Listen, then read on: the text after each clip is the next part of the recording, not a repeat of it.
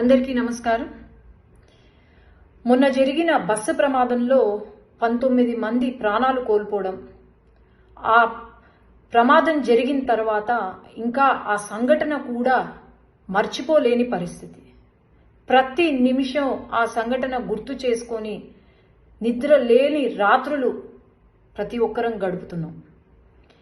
ప్రపంచం మొత్తము, దేశం మొత్తం కూడా ఇంకా బాధలో ఉంటే అప్పుడే ఎప్పుడులానే మరి సాక్షి న్యూస్ పేపరు, సాక్షి న్యూస్ వాళ్ళు శవ రాజకీయాలు, రాబందుల మాదిరే వాలి శవ రాజకీయాలు చేయడము మొదలుపెట్టారు.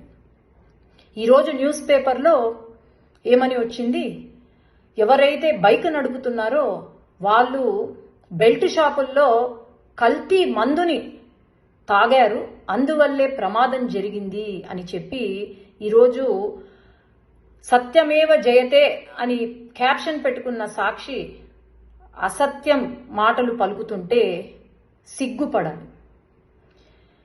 ఏమన్నారండి, బెల్ట్ షాపులో పర్చేస్ చేశారు, అది మిడ్ నైట్ అంటే 12 దాటిన తర్వాత 2:30-3 గంటలకు మద్యము, కల్తీ మద్యాన్ని కొన్నారు, అందుకే ఈ యాక్సిడెంట్ జరిగింది అని చెప్పి.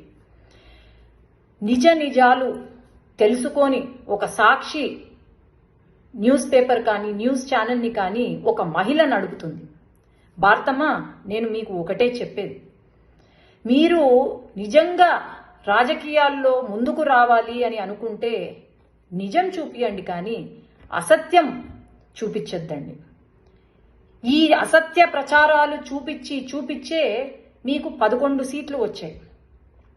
ఇంకా ఇలానే కంటిన్యూ అవుతే మీకు ఆ ఒక్క సీటు కూడా రాదు అని నేను చెప్తున్నాను.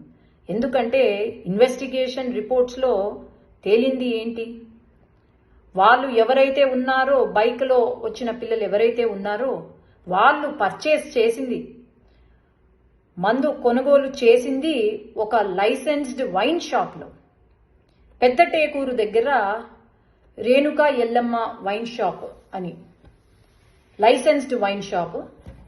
మీడియా మిత్రులకు ఈ వీడియో రిలీజ్ చేయాలి, ఎందుకంటే ఇక్కడ చాలా క్లియర్గా పర్చేస్ చేసిన టైం ఏదైతే ఉందో అది ఫస్ట్ 2 సార్లు కొన్నారు.